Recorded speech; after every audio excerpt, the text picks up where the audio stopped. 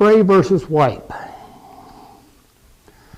You know, when I thought about doing this segment, I'm thinking of all the different spray guns and all this and that, and I can pull out here. But you know, this whole series has been about all of that.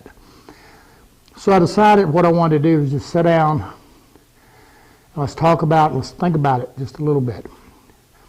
You know, it's kind of easy to summarize it. Bottom line to it is, in my opinion, if you can spray it, you're better off.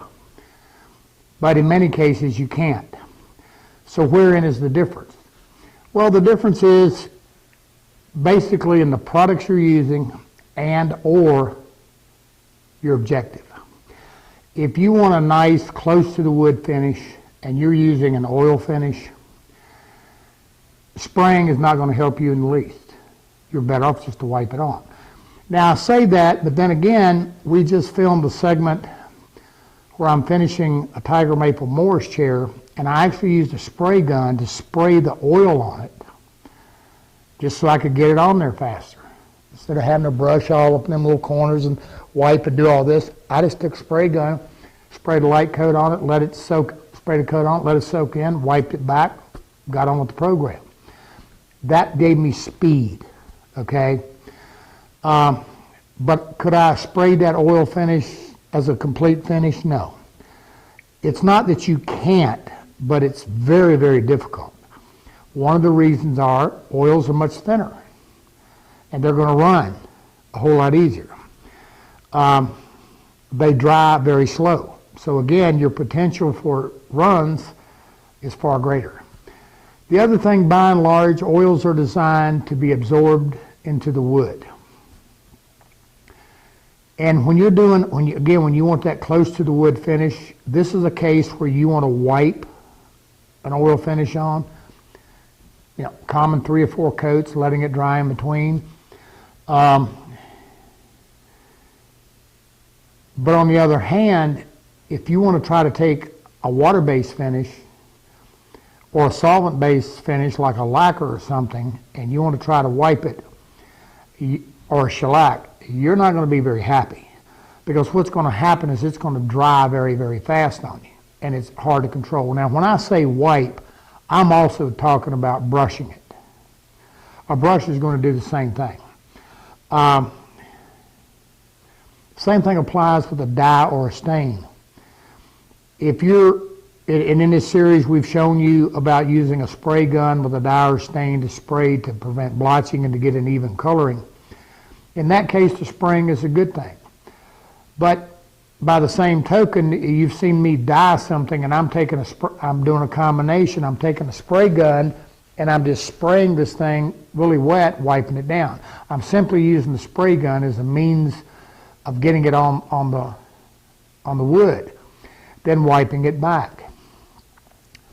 Spraying a dye and stain, not so much with a dye, but a lot of times spraying a stain rather, you can muddy your surface a little bit if you don't wipe it back, because now you're just leaving it all lay on there. If you put a lot, you can affect adhesion. So dyes and stains, in my opinion, should be wiped, if possible. Now again, if you're spraying it to get an even coating or whatever, that's a difference. Oils, they need to be wiped.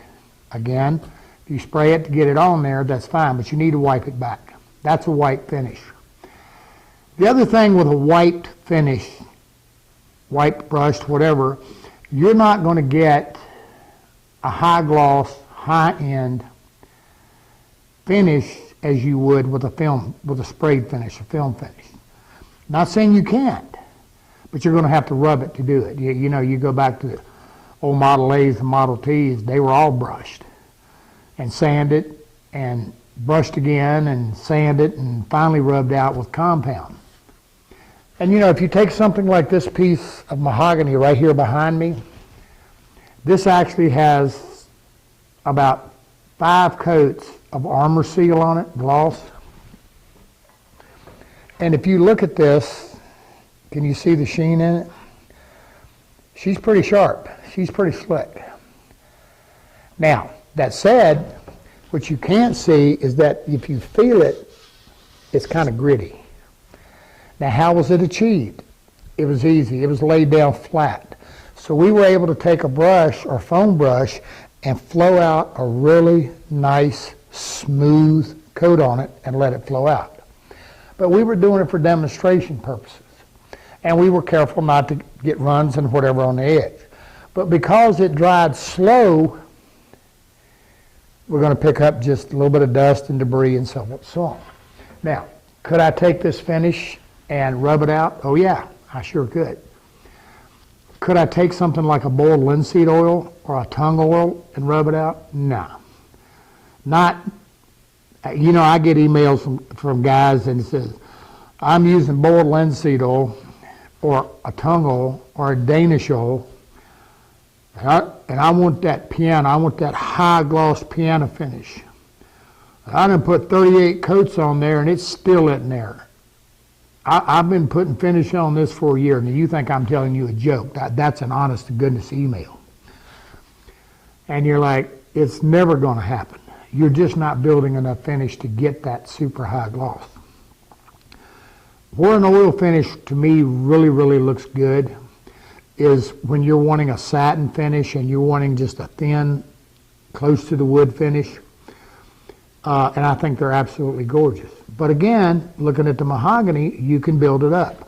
You know, here's a piece of, this is a piece of African mahogany right here. That it's rough. And you can see where I was scuffing on it a little bit. And this has got some armor seal on it. And you can hear it. Listen to this. That's a piece of 320. And of course, this is African, so we got all the fuzzing and all the grain raising and all of that just from the fiber in the wood. But now I can come back and take some more armor seal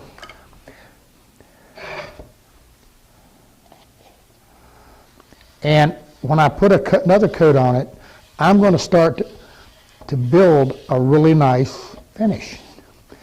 Now, the other thing is, if you watch the series on the Tiger Maple Morris chair, the oil finish, one of my favorite things, particularly if I'm using a water-based dye or stain, is to let it dry, put a thin coat of Armor Seal or good drying oil. Now when I say Armor Seal, excuse me, Formby's tung oil, the Minwax's, what is it, poly oil, any good drying oil. These oils, what they're going to do is, and particularly on mahogany, if you've never sprayed mahogany, the first time when you spray it, it can look like it just fish eyes all over the place. Same thing with a walnut. If you put a nice coat of oil on it, now it's going to cost you an overnight or a little bit more to dry if you put a water base on it. If you put a lacquer solvent base on it, you can just go the next day. It's going to seal it. It helps to enhance the grain and so forth, so on. But I want to wipe that. I don't want to spray that. I can spray it to get it on, but then I want to wipe it back. The wiping is going to push it into the pores and the grain. In the case of the Tiger Maple, it's going to it's going to help the holographic effect. So where does wiping and spraying kind of cross the line? It's exactly what we said. You know, typically spraying is designed to be used with a film finish, a water-based finish, a lacquer finish, polyurethane, whatever you're doing. Wiping is designed for oils, stains, and dyes. Pretty simple. Again, using them as a transfer medium just to get it on the surface, a spray gun works pretty nice. That's where you kind of have to sit down and say, okay, is the big thing is the product designed to be sprayed? Anything can be sprayed. The problem is what's going to be the end result. And that's where your oils, again, just by the sheer viscosity of them, don't lend themselves to it. They're designed to be wiped. So that's spraying versus wiping. As far as I'm concerned, you can spray everything. But you get the point, guys. All right.